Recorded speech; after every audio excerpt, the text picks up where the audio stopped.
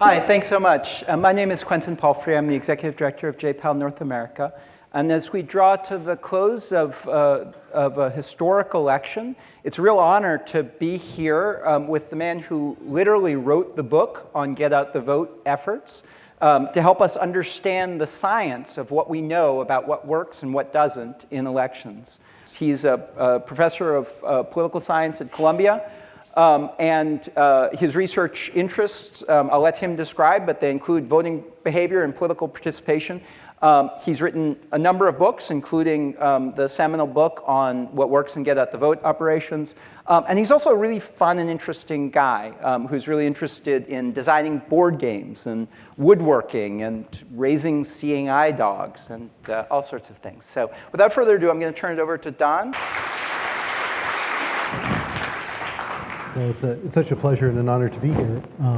I have a lot of material to run through in 35 minutes, but I'll have plenty of time for questions and happy to stay way after to talk about anything you care to talk about. Let me see. To the lighthearted talk that I have planned today is kind of a romp through a vast literature on what works and doesn't work in campaign craft, but also kind of a send-up of the kind of phony claims that you're likely to encounter if you, like me, get about 3 emails a day from campaign consultants hawking their wares of all sorts. In fact, I literally got 3 on the train ride here for last-minute things I can do with phone calls, so I thought I would share some of those with you today. I know that most people who talk about voting, when they're talking about voting in an academic setting, talk about the big picture. How would turnout rates be affected by fundamental changes in our constitutional system? What if we had proportional representation, or what if we had a very different kind of voting environment? What if we didn't have the Electoral College? I'm happy to talk about those questions ad nauseum perhaps, but we're going to ditch them for today because we're going to go down to a very, very narrow set of tactical questions. Imagine the election is going to happen, say, in a week, and now you have to decide how you're going to allocate your campaign resources. So imagine you're running one of the campaigns, literally one of the campaigns, and it's really too late to change the tenor of your campaign. Boy, is it too late for that. And now it's time to figure out, what specific things you're going to do. So, which voters in particular will you be targeting, and how in particular will you be communicating with them? And I would say that the way to sort of think about the trajectory of American presidential elections over the past 2 decades is that prior to 2004, most of the campaign strategy and tactics was focused on persuasion. And then from 2004 through 2012, the focus was on mobilization, and 2016, too early to tell. So what is the distinction? In the world of mobilization, you're trying to bring a bigger army to the battlefield. You're simply trying to get more of your supporters to vote. You're not really necessarily going to change any minds. You're simply going to get the people who already support you or your candidate and get them to vote. And in the United States, that's a very real strategic option because our turnout rates are famously low. We have the second lowest turnout rate of any Western democracy. Didn't used to all be that way, as I'll describe later on, but it is that way now. The alternative is persuasion, to try to change minds. Not necessarily change who's going to vote, but change what people will do when they cast a ballot. And those 2 different approaches have very, very different strategic implications for targeting and outreach. So when you think about, mobilization, you've got to be careful, because if you're going to be mobilizing someone who ultimately is like a coin toss between voting for you or voting against you, on average, you're going to get nothing out of it, right? So that is why on the right, you're trying to figure out who your conservative Christians are, who your gun rights advocates are, your homeschoolers, the kinds of people who will vote disproportionately for the right, as opposed to the left, where you would focus disproportionately, for example, on African Americans or environmentalists or people who have signed petitions for minimum wage increases and things like that. So targeting your particular partisans is super important if you're going to be doing mobilization. Now, on the persuasion side, targeting is a little bit different because there you typically want to focus, if you're doing a persuasion-oriented campaign, on people who are so-called high-propensity voters. And that, since this is JPAL, has important distributive implications. Why? Because if you're going to focus your efforts on high-propensity voters, that typically means that you're going to focus your efforts on older voters, more residentially stable voters, and more affluent voters. And people who are outside the scope of that kind of mobilization channel will receive very little campaign communication directly from campaigns. And if voting is a habit-forming activity, they're essentially going to be forming a habit of not voting. So the implications for the kind of bifurcation of the electorate of campaign tactics that focus on this kind of targeting strategy are often profound. Okay, and by the way, because campaigns are deathly afraid of mobilizing their opponents, they very often say nothing to their opponents. So if I'm a Republican and I know I've targeted you or tagged you as a Democrat, I'll make sure not to say anything to you lest I get you all riled up and get you to vote when I'm probably going to bear the brunt of your anger. So then what is microtargeting? Well, this is a good topic for people at MIT, because some of you have had a semester or two of regression, and I just want to say that it's a big world out there, and you can make a lot of money fast without having to know that third semester stuff. Pretty much 2 semesters, it's good, you're good to go. So what do you do? The idea of microtargeting is you're going to sell a product. And the product you're going to sell is a database. And how are you going to create that database? You're going to do a survey of about, say, 2,500 or 3,000 people, and you're going to ask them every question under the sun. But those people are going to be sampled from an existing voter file, a public file that you can pretty much purchase in any state. So you're going to survey people, and you're going to get their survey responses, and you can ask, who prefers Trump and who prefers Clinton.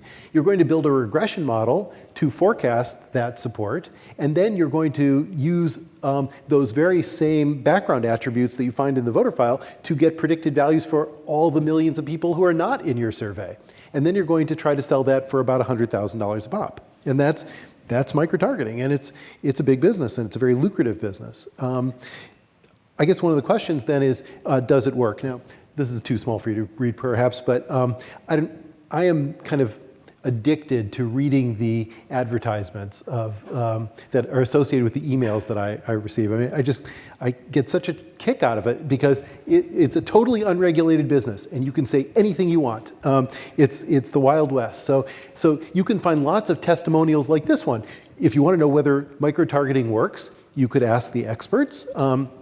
And they're happy to give you lots of examples of things that work. So here's one particular website. It says, what does microtargeting do? It utilizes advanced information, i.e. the predictions in your regression, and it uses all of that data and much, much more to develop a custom and proprietary segmentation. The key word is proprietary because they're going to sell it to you. And now they're going to tell you a story about a campaign that fell just short of victory until they figured out how to micro-target their Republican base while not annoying the people who are going to vote against them by targeting them inadvertently. And it's proof positive because although they lost narrowly by only 525 votes in the last time out, this time they won by 30,000 votes. QED. Their product works. So interestingly, I read this before I was doing some randomized trials in collaboration with the Rick Perry campaign, and I just say that I work with both sides of the aisle and the middle.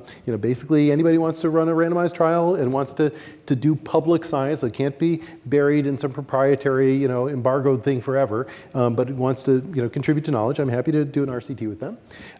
So we did a series of RCTs with the Perry campaign, and one of the interesting things was that we gathered a whole lot of survey data, and you could compare the micro-targeted Perry supporters to the actual people who were surveyed and said whether they were Perry supporters. And here's a cross-tabulation of that. So if you look on this side, you see that the most pro-GOP predicted people, well, about 60% of them in fact predicted supported Rick Perry. But on the other side, you know, if you said, well, I'm a Democrat, I want to target the people who are going to be pro-Democrat, well, actually, 39% of them are going to support the Republican anyway.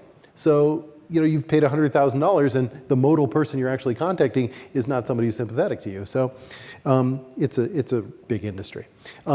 Some of the most hilarious claims are in the world that is now at the forefront of you know, getting you to spend your funds on them, and that's phone calls. Toward the end of a campaign, the phone call vendors basically like extend the bushel and money just pours in because it's too late to orchestrate things like direct mail, which require, you know, a few weeks of lead time. You could maybe orchestrate a canvassing operation if you're really quick about it, but that window's going to close pretty soon too. But phone calls happen in abundance in the next few days. So what then is this all about? It's about testimonials, and the testimonials are hilarious. So we had Dick Van Dyke. You're probably too young to remember Dick Van Dyke, but he was kind of like the Disney actor of his era. Record a message, so it's a robocall, okay, a robocall, which, as I'll demonstrate in a minute using several RCTs, never works. It has a perfect record of never working. A referendum that was expecting a close vote and less than 40% turnout had record turnout, and we won by 58% of the vote. Say no more. That's quite impressive proof to me. So this one came it's like 3 days ago. Figures don't lie. I had to open that one. Well, figures don't lie. Let's see whether figures don't lie. So this is their evaluation of the effectiveness of their own phone calling operation, and the outcome is whether or not people turn out to vote. So what are these bars? Let's take a closer look. This is good. Okay, so what is the idea here? They're going to show you a bar graph of people who had no completed calls. So these are the people they may or may not have called, but whatever, they didn't reach them. And with one completed call, turnout goes up by about 6 percentage points. Notice that they say 12% lift because they're going to use the biggest numbers they can. So they're going to use percentages rather than percentage points. That's okay. And then they're going to go 2 completes, 3 completes, 4 completes, and now you're up to the mid-60s. So these calls are enormously influential. And if these cost roughly $1 per completed call, that would be rather cost-effective by the standards of campaign craft. But now you have to ask yourself, if you were in a research design class, what kind of grade would you give this comparison? Probably an F, right? Because you would say, are the people who get a call, who complete a call, comparable to the people who don't complete a call? Well, in order to adjudicate that, and this is foreshadowing the second half of the talk, maybe we should do a randomized trial where we randomly assign people to either get a call or not, and then compare how different the voting rates are of those people who've been randomly assigned. And this is an experiment we did in 2004 in Illinois, right before the hotly contested presidential race. It's kind of a timeless thing. It doesn't really matter when you do it. But the basic idea here is 64.4% of the treatment group ends up voting, according to public records, and 63.4% in the control group. So it's about a 1 percentage point gain. About half those people were actually contacted. So if you take 1 and divide by 0.5, you get about a 2 percentage point gain on the people who are contacted. That's a lot less than 6 percentage points. So where does the 6 come from? Well, again, just kind of skipping ahead for fun, let's compare the people who get a call that has absolutely nothing to do with politics. These were people who were encouraged to buckle up for safety. I mean, maybe that makes you vote, but I kind of doubt it. And notice that they too vote at a rate of about 5 percentage points higher when they're contacted. And notice that the people who are uncontacted vote at a lower rate, and it's not because they're just disappointed that no one called them. It's all got to add up to 0, right? So the whole point is that people who are contacted are different. Now, why would they be different? Well, they're not dead, for one thing. And another thing is that they haven't moved away. And they might have been contacted by other campaigns, but probably most importantly, they're sufficiently interested in what you're saying to actually answer the phone and complete the call. So it's probably not surprising that you could find this spurious relationship even when it greatly exaggerates the truth. Now, you could say, well, all right, we're not going to listen to campaign consultants and let them do the evaluations. Let's let card-carrying professors do the evaluations. But for a long, long time, and even to this day, a lot of the evaluations that are done of campaign craft are done based on survey research. And in those cases, you ask people whether they were contacted by a campaign. So for example, the American National Election Study famously asks people, did someone call you up or come around to encourage you to vote for a particular candidate or party? And you're giving them a self-report of what you've done, and that may or may not be accurate, due to the vagaries of memory, but also, yeah, I'm interested in politics. Yeah, I'd be the kind of person they would contact. And so you're kind of giving a characterization of yourself. And then, of course, the contacting and the targeting is not done at random, especially if they're trying to target high propensity voters. So even if these contacts had no effect, you would see a strong correlation between saying you were contacted and saying that you voted. So that's unfortunately a lot of the political science literature on this question from roughly the 1950s through the 1990s. So since the 1990s, late 1990s, a burgeoning new field has been generated, which really uses randomized trials in a kind of JPAL sort of way to get at the question of what works. And so how did these trials work? Well, they're very much like pharmaceutical trials. You take groups of voters, and they could be individuals, they could be households, they could be media markets or precincts, and you randomly assign them to treatment and control. And then you see, using public records, how votes actually came out. And the idea is you're going to treat the treatment group and try not to treat the control group. And if there's crossover, you have to make statistical adjustments, which you're going to have to take classes to hear about. But the key thing is that we're not going to ask people whether they voted. We're just going to use public records because we don't want any cross-contamination between getting the treatment and thinking that you voted. Okay, so how does a typical experiment look? Just for fun, I'll pick one that we did in 2014. This was Carly Fiorina's Super PAC. It was in New Hampshire. And here's a kind of classic case of a two-factor experiment. They either get a phone call or they don't. They either get 0, 1, 3, 5, or 10 pieces of direct mail encouraging them to vote. Okay, and in particular, they're being encouraged to vote for conservatives. And just to kind of put this in perspective, after a campaign consultant takes a take of the production costs and whatnot, I mean, that sending 10 pieces of mail costs something like $4.50. So that's like a $4.50 brick that you're sending somebody. And the question is, what did you get for that amount of money? And the answer is, well, this is the phone effect. If you didn't send any mail and you did a phone call, well, the control group looks a lot like the treatment group in terms of the actual outcome. If you look across the columns, though, you see that the turnout rate for 10 pieces of mail, 67.3 versus 67.0, and you got 0.3 of a percentage point, which is to say, if you sent 1,000 pieces of mail, you get 3 additional votes, and each one of those chunks of 10 costs $4.50. So that fails what I would call the trail of dollar bills test. You'd be better off just leaving a trail of dollar bills leading the person to the polls because this is just not working. Now that's going to be typical of a lot of these kinds of tactics, and so that's why RCTs are very important, because if you didn't do an evaluation, everybody has a war story about how they won or lost a given election and what they did or didn't do. Okay, so what then? Do we say about all of these experiments? You'll see that there's a book that I co-authored with Alan Gerber. We published our 3rd edition last year, and the Ivy League joke is the distinction between books you've read and books you've read yourself. So this can be kind of like a book you've read, and so I'll just give the kind of quick summary here.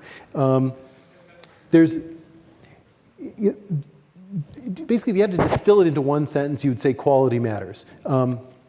The quality, the kind of authentic personal interaction associated with campaign communication makes a big difference. When it's impersonal, when it's a robocall, when it's a mail reminder, it tends to be either ignored or forgotten or whatever. But if it's if it's an actual heartfelt appeal, like it's very, very important, Ben, that you come out to vote, Ben, can I count on you to vote? Abhijit, this election coming up, we can't lose this one.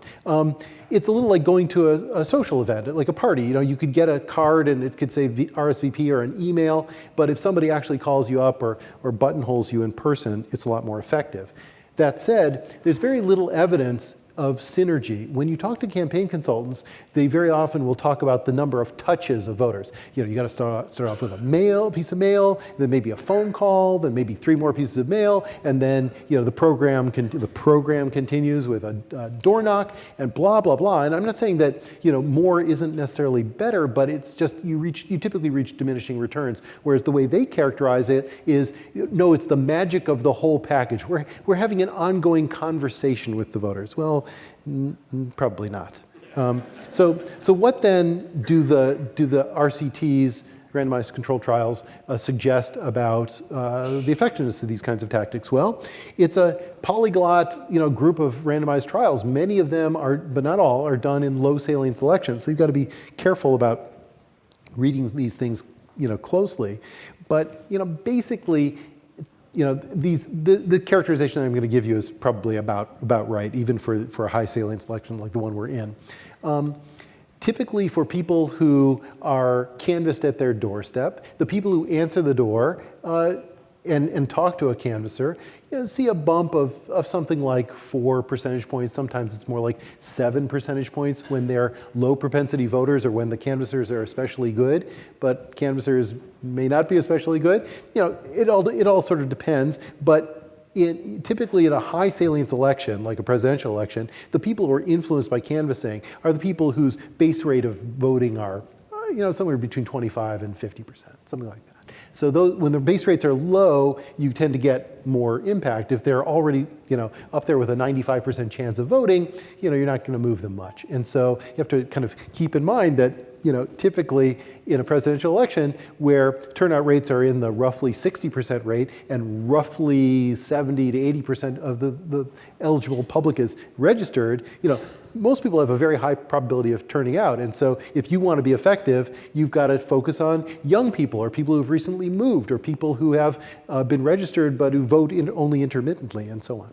Okay, so I'm gonna really move fast because I got the 10-minute warning, so I'm really gonna go fast. So the one dirty secret about canvassing is very often campaigns are incentivized to do door knocks rather than to actually have conversations. And that runs afoul of the quality versus quantity trade-off.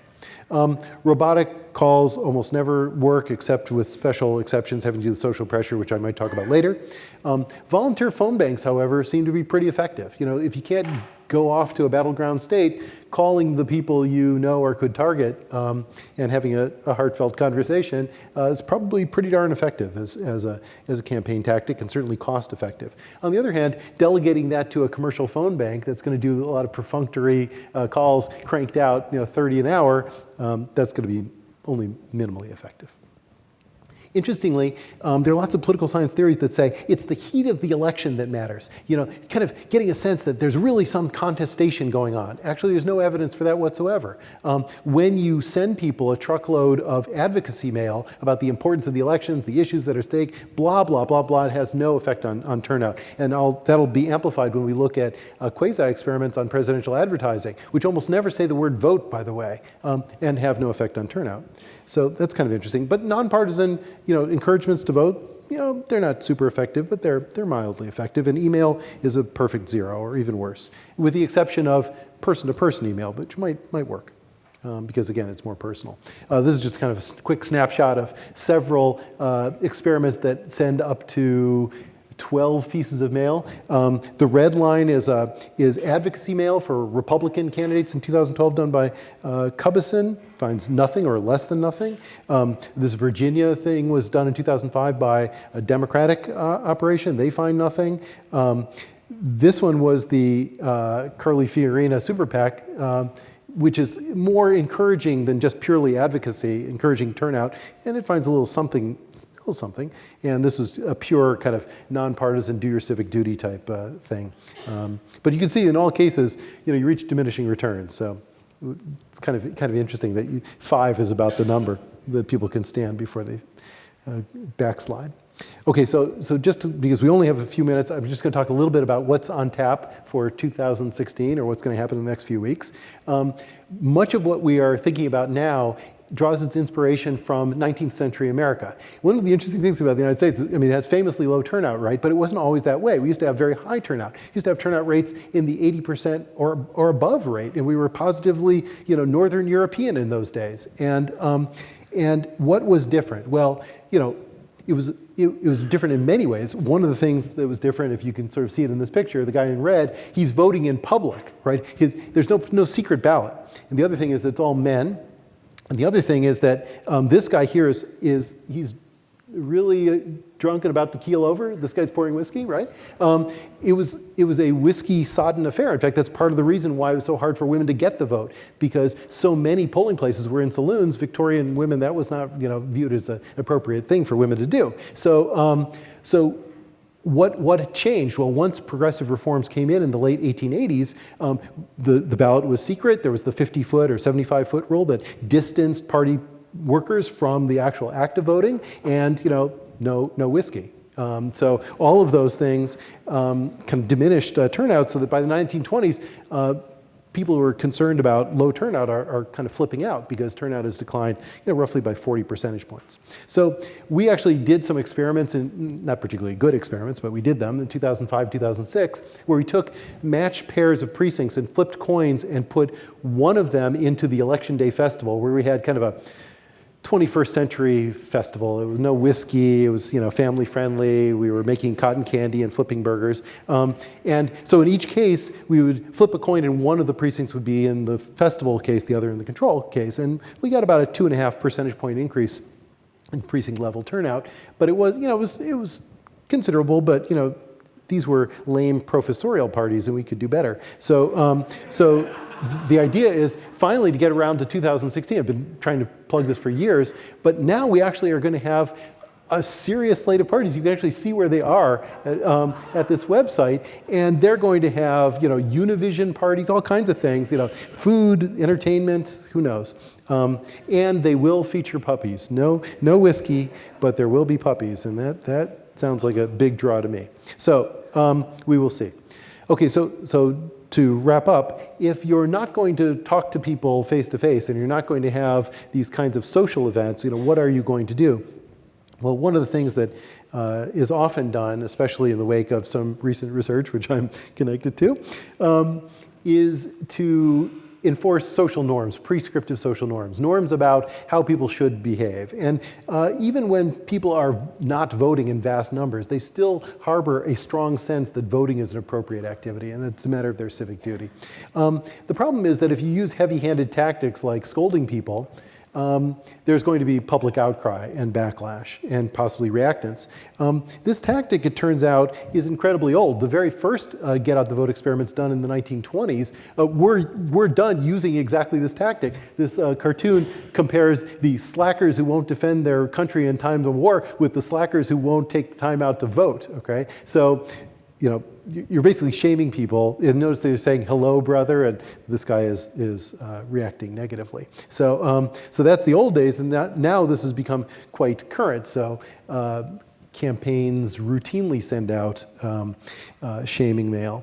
That has changed, however, in recent years, and I think that a growing literature has suggested that you can get many of the same effects without the reactance if you express gratitude, if you thank people for their past participation. You can still let it be known that voting is a matter of civic duty without necessarily going to the point of being creepy and scolding them and enforcing social norms. What are the effects of these kinds of tactics? Well, they're not as big as they were in the low salience elections that we originally tested them in. Typically, they're much smaller, but they're still probably cost effective. So what then about TV commercials? Well, this is a very interesting feature of the American Electoral College map. That, for example, this is the 2000 map, but it's basically the same idea every election. There are media markets in our country that straddle state borders. And sometimes one part of the media market, for example, Pittsburgh, beams its commercials into Western Maryland. right? So Western Maryland is never competitive, but if they're in the Pittsburgh market, they're going to see 10,000 ads in a typical election. This time, with only one side advertising, they're going to see 5,000 ads. So what's interesting is you might ask, well, is there any evidence that the places at the kind of fringes of battleground states voted higher rates? And the answer, interestingly, is no, which I think is theoretically quite relevant. Of course, many things are untested.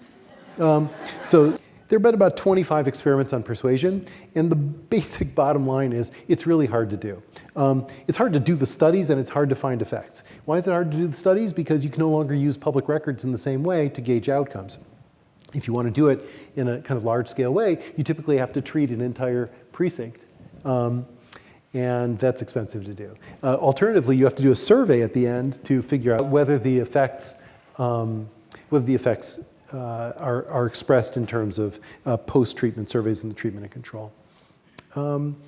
What we know is that these effects tend to be fairly small and often transitory. We did a series of experiments basically exposing people to real newspapers that they were sort of like the New York Post. They were basically scandal sheets, only less thinner than the New York Post, just 4 folded pages. And the treatment effects on the right are fairly large. On the left, they're fairly small. Well, on the right, this is the share of people who don't know about the candidates in the control group. So they have no idea. So when people are hearing about people for the first time in these scandal sheets, when you interview them weeks later, unbeknownst to them, there's a connection between the survey and the newspapers. There's a substantial effect. But for better known candidates, there's actually no effect.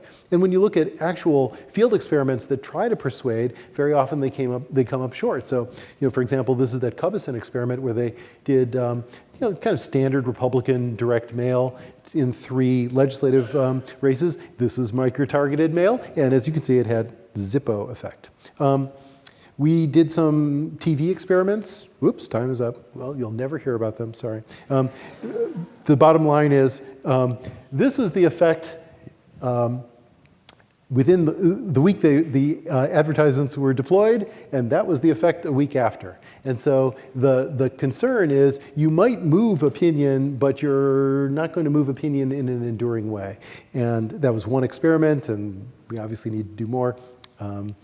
But it's a little hard to do more because campaign consultants are not so eager to do experiments on television because the markup for them is really quite considerable.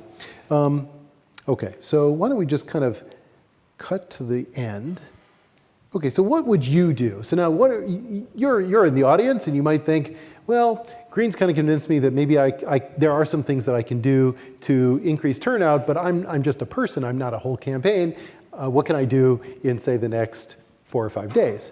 Well, I would say that if you wanted to raise turnout appreciably, and I think we have to be realistic, to produce a 5% percentage point increase in turnout, which is to say 1 extra vote for every 20 people you interact with, that's a pretty big effect in a presidential election. If you could do that, that would be pretty impressive. Well, what kinds of things could you do? Well, if you know some people in battleground states, you could Skype with them, or you could do something, you could go visit them. You could say, I'm not leaving until you vote early for people that I prefer. Or you could get others to pledge to vote, and then you can hold them to that pledge. In places like North Carolina, I believe the voter file is actually online, so you could say to your pals in North Carolina, can I count on you to vote? And then say, good, because I'm going to be checking every day to see whether you've done it. And then there would be social norms and accountability. But I think maybe the most fun thing to do would be to organize a house party. And you could organize it, I guess, in somebody else's house, less cleanup that way, and try to raise turnout that way. But that's essentially a 19th century version of a get out the vote tactic because you can still serve whiskey. Okay, so then just to kind of end, I would say, campaign professionals are kind of an interesting lot because they're very savvy, very smart. They often have tremendous on-the-ground knowledge of how politics works. They often are also very partisan. So it's not as though they don't want their side to win. They often do very, very badly. But they're beset by conflicts of interest because they tend to have an ownership stake in the mail house or in the phone bank or whatever they're doing. And so it's very hard for them to kind of take a detached view of the effectiveness of their operation, and you almost never see homegrown randomized trials by the vendors themselves.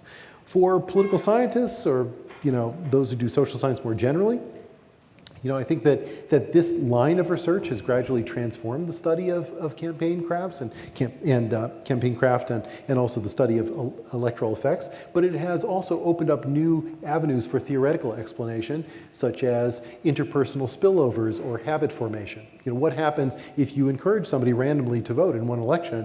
What does that mean for their participation in subsequent elections? In the United States, where we have arguably the most frequent elections in the world, sometimes our electoral calendar is likened to a gateway drug, where we give lots of people an opportunity not to vote, and then guess what? Their voting habits are often severed as a result. So one common suggestion is that we should consolidate our electoral calendar, but of course it's not consolidated for political reasons. There are lots of things that we don't know about, and I think rather than me ask the questions, you can ask the questions. So why don't we pause and open it up to the floor.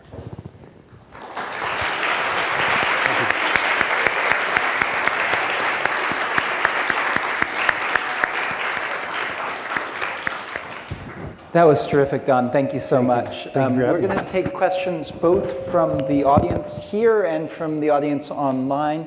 But before we do, let me just ask one question myself, which is, and this has been the strangest election I've ever seen, been involved in a number of them. What are the things that have surprised you about the 2016 election, and what are the things that you think we may learn from this one, sort of going forward, that we didn't know before this particular contest? Quentin, it's a great question. It's a big question. There's so many surprises in this election. We've never seen a presidential campaign operate in this way, or a candidate. When was the last time that a presidential candidate routinely did not use a teleprompter? Or tweeted things himself, right? Usually you have surrogates doing the dirty work, but to attack directly yourself is a bold new move, and we will see whether it becomes part of the routine playbook. I would say perhaps the most interesting thing, especially for the Trump campaign, I mean, on day one he announced that he was worth $8.7 billion, but the amount of capital-intensive campaigning that he has done has been relatively surprising, fairly small. He apparently has only put in something like $33 million into television advertising through the early part of October, and that's less than many self-funded candidates put into their senatorial campaigns. So what we're in some sense learning is what the electoral map that I showed would look like in this weirdly asymmetric case where the Clinton campaign more or less is business as usual, with the usual amount of spending on TV and usual amount of spending on the ground, and the Trump campaign is doing something askew. So I wish that he were a more on the regression line kind of candidate so that we could have a more controlled experiment, but that's, you get what it all comes as a package. Okay. Many, many surprises. I mean, I think I've watched every presidential debate, and I've never seen one where the candidates didn't shake hands. So that was a new moment in some sense in terms of the civility of presidential interaction.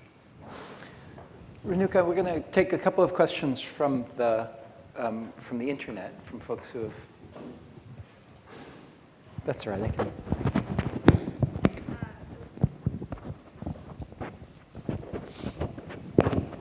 It's okay. If you speak up, I'll repeat the question.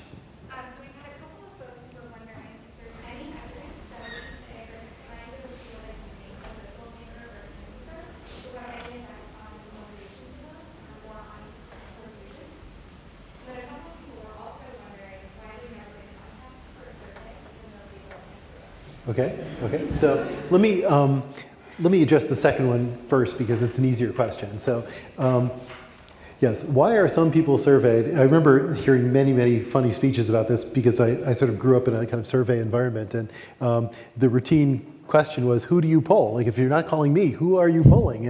And I think that the fact is that there are lots of reasons why somebody wouldn't be contacted for a survey, some having to do with just random chance, and some having to do with the fact that their particular demographic profile is rather abundant, and so there isn't much uncertainty about what people like them are going to do. Even if they're unique as can be, nobody cares about them because they're in a boring group. So That's the survey question. On the script question, I think one of the things that has perplexed academic researchers who would love to write articles about how the message matters is very often the message doesn't matter that much, in part because so much that the people remember about a phone conversation is about the subtle things. Was the person reading in a mechanical way? Did they seem enthusiastic? Did they seem as though the candidate was their candidate? If they were to be asked a question, could they actually answer knowledgeably? Do they have an accent suggesting that they're from way out of town? All these things are not about the particular content of the message. But I think what's kind of interesting about a lot of the head-to-head matchups between messages that make partisan advocacy appeals or make ethnic group appeals or make general civic duty appeals is that they all work about the same. And if anything, the civic duty appeal maybe works the best because it's not immediately challenging the listener. Great. So now we're going to take a few questions from the audience. How is the proliferation of early voting changing how campaigns are doing or should do this sort of? Great. Okay, so the question is, how does early voting change the manner in which campaigns do outreach for persuasion or mobilization? Early voting is a real boon to any campaign that has a mobilization strategy. Why? Because they can allocate their resources much more efficiently over a number of weeks as opposed to all in the final 72 hours. It's true that campaigns often, even in places with traditional electoral systems, start weeks in advance just to be able to cover as much of the voter file as possible. But they can do so much more in a situation where they have early voting because it's typical for people who are very charged up about voting to vote almost immediately at the first opportunity. This is especially true, for example, in states like Oregon or Colorado that have all by mail voting. Typically, half the people who are very high propensity voters will vote immediately upon receiving the ballot, and when they do, the registrar notifies the parties by communicating public lists, and that allows the parties to scratch those people off the targeting list. So it makes their canvassing resources go much farther. So that's good. But then in addition, to the extent that early voting involves, say, citywide voting centers that are open on weekends, you get out from under the problem of getting people to vote on a Tuesday, which is ordinarily a working day. So you can, in principle, orchestrate much more effective mobilization strategies around that using festivals or some other gimmick, or nothing at all. And that proved to be rather effective for the Obama campaign, apparently, in 2012, getting people from churches to go vote, as a kind of routine social matter. That said, I would say that in a non-battleground state where there isn't a whole lot of mobilization, don't expect the simple institutional fact of early voting to make much difference. I think it's been kind of a disappointment to reformers because it hasn't really changed the composition of the electorate as much as hoped. Because it's essentially a way for mobilizing agents of parties and campaigns to leverage their resources more effectively, not necessarily something that would dramatically change the cost-benefit calculation of individual voters.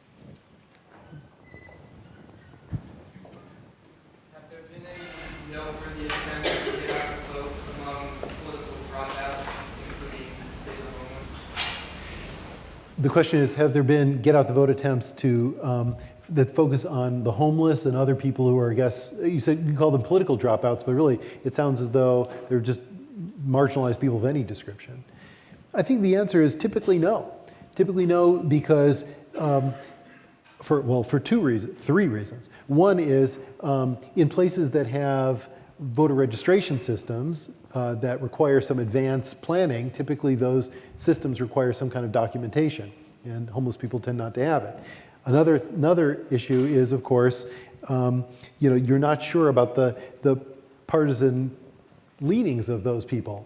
And then very often campaigns think, well, I'd rather go with a known quantity. I'd rather go with a person who has a higher vote propensity than such a person because I have to allocate my resources efficiently. And rather than go to that person, maybe I'll go to a college campus and find an 18-year-old who's likely to vote if mobilized, but not likely to vote otherwise. I would say the closest thing to that kind of line of research is the research on felon disenfranchisement and the extent to which get out the vote efforts directed at them increase turnout? And the answer seems to be the effects are small. In the back there?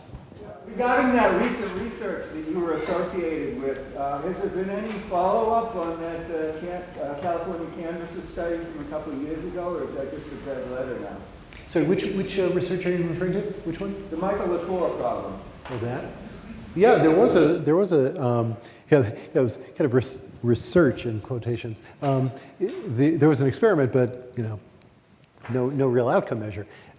So the pair of researchers, David Brockman at Stanford and Josh Calla at Berkeley, did a follow-up experiment with the same group, this time in Miami, and they conducted a randomized trial using the same general approach, which was intensive canvassing.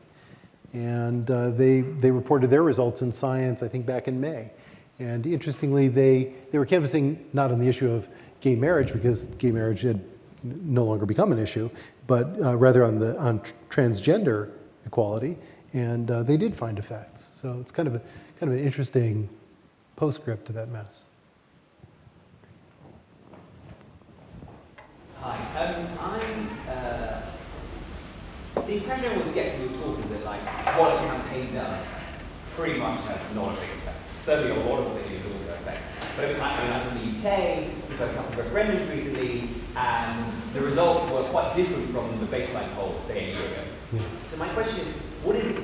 Clearly campaigns do matter, but it always seems like we don't know what matters. I mean, do you have an idea about what it is that actually changes opinions? No, it's a really good question. So the question is, what does matter in campaigns? And I really don't want to seem as though I'm arguing that nothing matters. What I'm suggesting is that if you've got high quality and high quantity, that's going to matter. And quite often, that's what you do have in an energized campaign. You were referring to the Brexit vote. That was a case where there really was quite a lot of discussion in social networks and otherwise about this issue. And so you could imagine cascades of influence going in all directions. And because it was so heavily covered, I can't imagine that all of that communication had no effect. But whether it was the kind of effect that could be picked up in polls is a different story, right? Because the polling industry, not just in the US or the UK, but worldwide, is kind of in disarray. In the old days, it was about random sampling. And now the non-statistical uncertainty overwhelms the statistical uncertainty because cell phones and everything else, massive rates of non-response, make it very difficult to guess properly as to who's going to vote and how they're going to vote. So in the United States, we often have the happy accident that our polls, for reasons that nobody understands, not even the pollsters, are accurate because the biases associated with the polls are correlated with the biases associated with turnout. But in the UK, where you've had famously inaccurate polls going back to the 1990s, there doesn't seem to be that happy accident. So maybe we shouldn't be so surprised. So you're talking about the two methods of persuasion versus mobilization. What do you think the methods of eliminating one of these two calls for campaign, for example, moving the voting day to a weekend day, to Tuesday, or having compulsory voting, like in certain countries around the world, which would then refocus all campaigns to maybe only persuasion instead of mobilization? That's right. Well, I would say, with respect to voting days that are on non-traditional days of the week, remember that Louisiana, for example, typically in its own elections votes on a Saturday. It's not known as a spectacularly high turnout state even under those conditions. And you can understand why that might be, that if you just have the same old electoral system but on a different day, you haven't really fundamentally altered the way in which people relate to elections. And I'm not sure that people do or don't vote so much based on the cost of elections. That was, after all, the hypothesis that was tested when there were so many changes to make voting easier, to make you register later, to make you vote by mail. There were lots of things that would make voting more convenient that didn't have a profound effect on turnout. With respect to these broader institutional questions, it's hard to say. It's hard to say based on a kind of rigorous evidence-based, foundation. I think you can speculate, but very often when people who have weighed in on questions have speculated about big institutional questions, they've kind of gotten it wrong, apparently, when countries have adopted the method that was recommended. So, New Zealand being a kind of classic case of adopting a new electoral system and not seeing a surge in turnout. So I think we're going to do 2 more questions, one from the web and one from the room. So. So a couple of people were wondering about your thoughts on that. Yes, mandatory voting. It actually was, I think, allowed initially in 2 of the states' constitutions, but it was never actually enacted. And one of the more interesting things about mandatory voting is we have other civic things that are mandatory. In the case of jury duty, for example, it's mandatory. But it was a kind of path-dependent thing. We made jury duty mandatory, but not voting. And now, of course, it's highly unlikely that we'll ever see a change. But one of the interesting things that happened, for example, in Australia is that both parties agreed to have mandatory voting so that they could take off the table the mobilizing aspects of campaign craft. It was a little bit like an arms negotiation. I really can't see that happening now because there seems to be a bit of an asymmetry between the parties in terms of what they think they would get out of having more people vote. I would say, however, that political scientists are very, very divided on the question of whether, if everybody voted, the election outcomes would be different. And they typically conclude not very much, not as much as people might imagine when they think of a kind of progressive tilt to the people who are not voting routinely. Okay, last question. Do you think something about policy? During a campaign, candidates are saying what they're going to do eventually they're elected, and you discuss much about how candidates are moving in political policy. Well, it's a big question. That is a very big question. It's a question that has many, many levels. Do they feel beholden to do in office what they say? And there's so many famous examples of them doing or not doing. For example, George W. Bush declares that he's not going to engage in nation building in I think the second debate with Al Gore, and that certainly led to surprising results.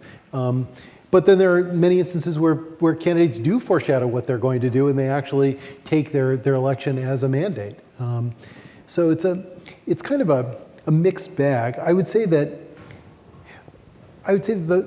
very often the issue is campaigns have a huge incentive to promise things to their base, to energize them, to mobilize them, get them to work, even when they know that there's really very little hope, especially in a divided Congress, to get anything like that, like what they're dreaming about, passed. And so it seems as though what they're really trafficking on is sort of a vision that will be the beginning of a negotiating agreement. But I would say that right now it'd be very difficult to say what the Trump administration would do based on the specific policy positions that he's laid out, either because he's been vague or because they wouldn't actually be tenable as policy proposals in Congress. With Hillary Clinton, because it's pretty much akin to the status quo under the Obama administration, maybe there wouldn't be that big a change, but many of her proposals probably are not actionable in Congress given its current configuration. So in a way, both of the candidates have an incentive to say things that would be appealing, knowing that they don't really have to answer to these promises down the road because they'll be blocked by their opponents. I will say, as somebody who's worked in both the White House and worked on a number of campaigns, that the argument that the office holder made a particular commitment during a campaign is often a trump card in internal policy conversations. And people are really very reluctant to suggest to somebody that they go back on a campaign pledge. So I think it does have a social norm in that sense. Yes. Well, I'm going to give you the last word. Are there final thoughts? Final thoughts. I would say, here you are at MIT, home to great departments in all the social sciences, and I think that taking some time out for coursework that would expose you to not just the big picture, but very often the little picture. Like, how do you know whether something actually works? That is a kind of, I like the big picture, love the big picture, but I would say trying to understand how you'd sort out good evidence from bad is probably a worthwhile venture, at least in one class or two. Thank you. We're still at time. Thank you for your time.